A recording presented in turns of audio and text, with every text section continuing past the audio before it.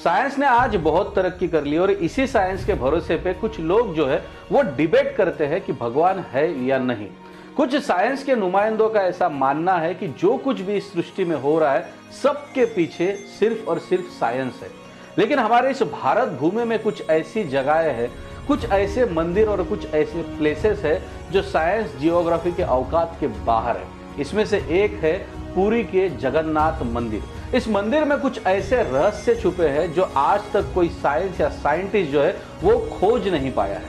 यह मंदिर है दुनिया के पालनहार भगवान श्री विष्णु के अवतार का, वो जो सनातन धर्म में सबसे रहस्यमय है, वो जो ब्रह्मा के सर्वोच्च मुकुट का आभूषण है, जो सर्वोच्च अभिव्यक्ति है, वो जो अपने भाई बहनों के साथ पूजा जाता है, वो जिसका सब कुछ आकर्षक है, वो जो प्राचीन भारत में हर धर्मों में अपनी अपनी परंपराओं के अनुसार पूजा गया है, वो जो आदिवासियों में नीलमाधव, जैन में जीनानाथ, बुद्ध में भगवान बुद्ध और हिंदुओं में कृष्ण माना जाता है, वो स्वामी जो है जगत का, जिसे हम जगन्नाथ कहते हैं।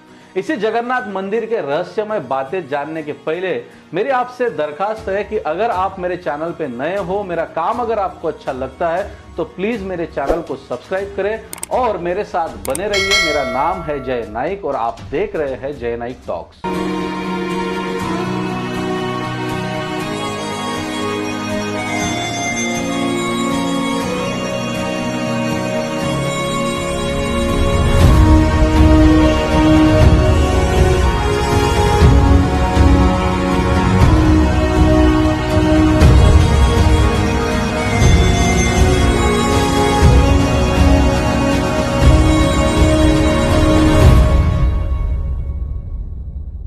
हिंदुओं के 4 धामों में से एक धाम है जगन्नाथ मंदिर, जो ओडिशा स्टेट के पुरी इस शहर में समुद्र के किनारे पे स्थित है।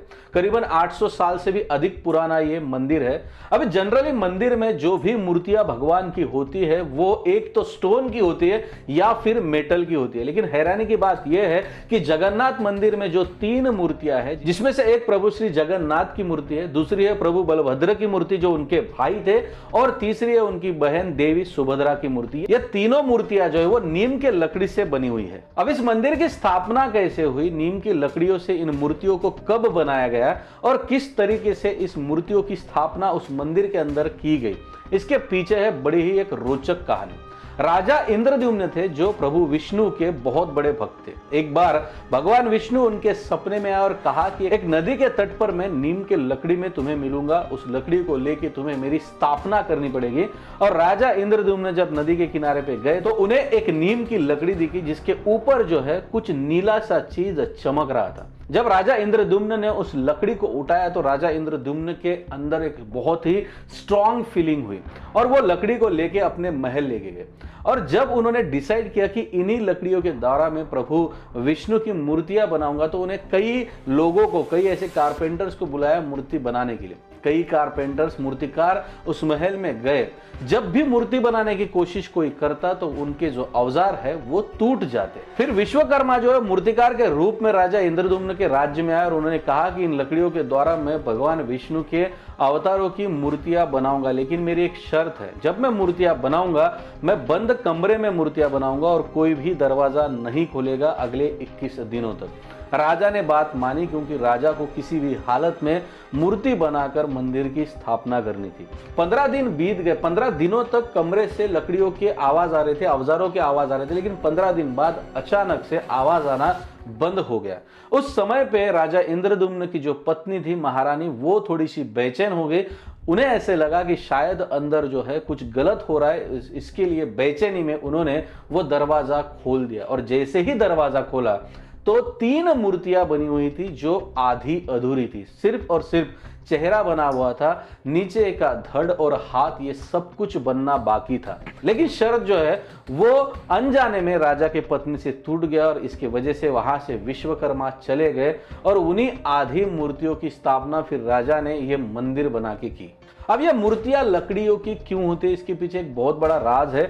जब इंद्रद्युम्न उस लकड़ी को लेके अपने महल में आए थे तो उस लकड़ी के अंदर कुछ नीला सा पदार्थ चमक रहा था, कुछ एक नीली सी चीज बहुत ज्यादा चमक रही थी, जिसे ब्रह्म पदार्थ भी कहते हैं। और पुराणों के अनुसार और कुछ श्रद्धालुओं के अनुसार ये भी माना जाता है कि वो भगवान श्री कृष्ण का हार्ट है, भगवान श्री कृष्ण का दिल है, जो लकड़ी के अंदर रहता है। अब इस सारे मंदिर में पहला रहस्य यही है कि ये मूर्तियां हर 12 साल में बदली जाती है, लेकिन जो बदलने की प्रक्रिया है वो बहुत ही मिस्टीरियस रहती है। हर 12 साल में इन मूर्तियों को बदला जाता है, क्योंकि मूर्तियों के अंदर जो ये ब्रह्म पदार्थ है ये बहुत ही ज्यादा एनर्जी क्रिएट करता है, और ये इतना ज्यादा एनर्जी क्रिएट करता है कि इसी के वजह से इसको किसी स्टोन में या मेटल में रखा नहीं जाता। अब जब मूर्तियां नहीं बनाई जाती है, वो प्रक्रिया ऐसी होती है कि एक दिन पूरी की लाइट्स जो है, इलेक्ट्रिसिटी जो है वो कट की जाती है, और सिर्फ जो मेन पुजारी है उनको ही ये परमिशन रहती है कि ये जो ब्रह्म पदार्थ है ये निकाल के दूसरे मूर्तियों में जो नीम के लकड़ी से बनी है उसमें वो डाला जाए। लेकिन उस वक्त भी उस पुजारी के आंखों के ऊपर पट्टी बांधी जाती है, हाथ में ग्लव्स पहनाए जाते हैं, और तब जाके वो ब्रह्म पदार्थ को जो है पुराने मूर्तियों में से नई मूर्तियों में स्थापित किया जाता है। और आज तक किसी ने भी उसको देखा नहीं है, बस शिफ्ट किया जाता है पुराने मूर्तियों में से नए मूर्ति में। लेकिन उस वक्त किसी ने अगर उसे देखने की भी कोशिश की होगी पुराने समय पे, तो उनकी जान वहीं के वहीं चली गई। अब दूसरा रहस्य इस मंदिर का झंडा, जो हर रोज बदला जाता है। पुजारियों का ऐसा कहना है कि अगर झंडा किसी दिन गलती से अगर बदला नहीं गया तो आने वाले अगले 18 सालों तक ये मंदिर बंद हो जाएगा। अब ये रहस्य की बात नहीं है, या ये हैरानी की बात नहीं है कि झंडा हर रोज बदला जाता है। तो हैरानी की बात क्या है?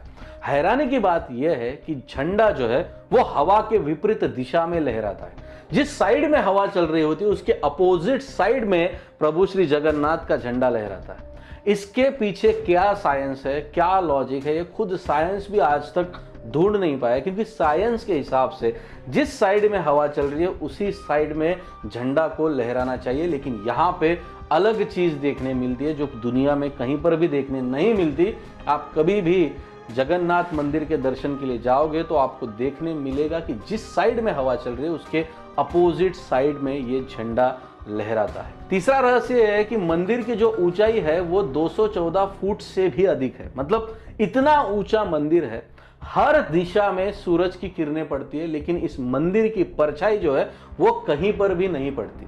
अब साइंस के अकॉर्डिंग जहां पर भी सूरज आता है वो ऑब्जेक्ट अगर बीच में आता है तो उसकी परछाई पड़ती है। हम हर जगह पे देखते हैं कि कोई चीज अगर हम खड़ी कर देते हैं तो उसकी परछाई हमें देखने मिलती है।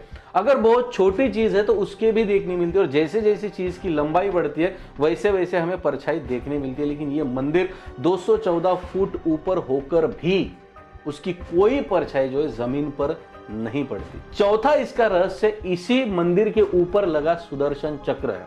अब सुदर्शन चक्र जो है आप किसी भी दिशा से अगर घूमते हुए देखोगे तो आपको हर एक दिशा से सेम ही नजर आएगा। अगर सुदर्शन चक्र इस तरीके से डिस्प्ले किया गया है तो इस साइड में अगर आप जाओगे तो हो सकता है कि एक साइड का ही कोना हमें दिखे, लेकिन जहां पर भी आप जाओगे, जिस दिशा में भी आप घूमोगे, तो वहां पे आपको सुदर्शन चक्र जो है वो हर दिशा से सेम ही नजर आएगा। उसके बाद में जो रहस्य है वो ये है कि समुद्र के किनारे पे ये मंदिर स्थित है। समुद्र से कई हवाएं जो है वो लहरें जो है वो मंदिर की ओर जाती है, लेकिन ये मंदिर ऐसा है कि जितने भी हवा, लहरें और आवाजें हैं वो मंदिर के अंदर नहीं आती है। ऐसा नॉइस प्रूफिंग मंदिर है जो आज के समय पे मॉडर्न साइंस को भी शायद बनाना मुश्किल जाए। वो 800-1000 साल पहले ये बनाया गया है कि कोई भी आवाज जो है, जो समुद्र से लहरों की आवाजें, लहरें जो तैयार होती है वो मंदिर के परिसर के अंदर नहीं आती है। वहीं अगर आप मंदिर के बाहर निकलोगे तो आवाजें आपको जोर जोर से आना शुरू हो जाती है। अगला बहुत ही इंटरेस्टिंग रहस्य इस मंदिर के बारे में इसका महाप्रसाद। अब महाप्रसाद ऐसा है कि मंदिर में जितने भी श्रद्धालु भक्त आते हैं दिन भर उनको महाप्रसाद मिलता है, लेकिन महाप्रसाद जो है जैसे ही मंदिर बंद होता है वैसे ऑटोमेटिकली खत्म हो जाता है। कुछ भी इसमें वेस्ट नहीं जाता। बिल्कुल, जितने भी लोग दिन भर जब तक मंदिर चालू है तब तक जितने भी लोग आते हैं सबको खाना मिलता है, लेकिन जैसे ही मंदिर के दरवाजे बंद होने शुरू हो जाते हैं महाप्रसाद ऑटोमेटिकली खत्म हो जाता है।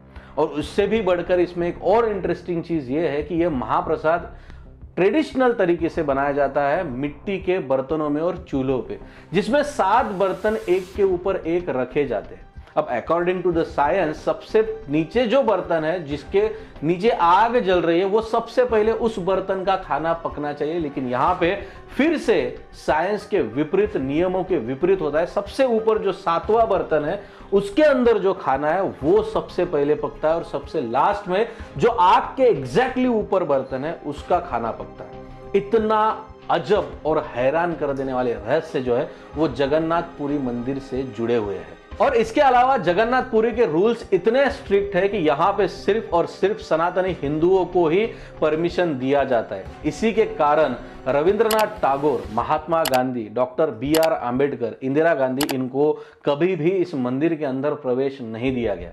अब ऐसा नहीं है कि ये हिंदू नहीं थे, ऐसा है कि ये जब भी उस मंदिर पे आए थे तो साथ में जिन लोगों के साथ आए थे वो लोग हिंदू नहीं थे। प्रभु जगन्नाथ मंदिर के बारे में जो मैंने जानकारी आपको दी है ये भारतीय धरोहर के, भारतीय संस्कृति के, हिंदू मंदिरों के संस्कृति के एक छोटा हिस्सा है। अगर आपको ऐसे ही मिस्टीरियस प्लेसेस और मिस्टीरियस मंदिर के बारे में अगर अधिक जानकारी चाहिए और अगर आपको जानना है तो मुझे आप कमेंट सेक्शन में जरूर बताइएगा। देखिए, साइंस चाहे कितनी भी तरक्की कर ले लेकिन श्रद्धा से ऊपर साइंस कभी नहीं जा सकता। श्रद्धा में सबसे अधिक ताकत होती है। साइंस ने कितनी भी तरक्की कर ले, कितने भी डिबेट्स कर ले, लेकिन श्रद्धा के आगे वो कभी नहीं जा सकता, श्रद्धा को वो कभी नहीं हरा सकता। तो आज के लिए इतना ही दोस्तों। उम्मीद करता हूं कि वीडियो आपको इन्फॉर्मेटिव लगा होगा। उम्मीद ये भी करता हूं कि इस वीडियो को आप लोगों के साथ शेयर करेंगे। आपकी अगर कोई राय है तो मुझे कमेंट सेक्शन में जरूर बताएं। ऑलरेडी चैनल को सब्सक्राइब कर लिया। इस कॉन्फिडेंस के साथ आज मैं आपसे विदा लेता हूं। मिलते हैं अगले वीडियो में, तब तक के लिए अपना ख्याल रखिए। धन्यवाद।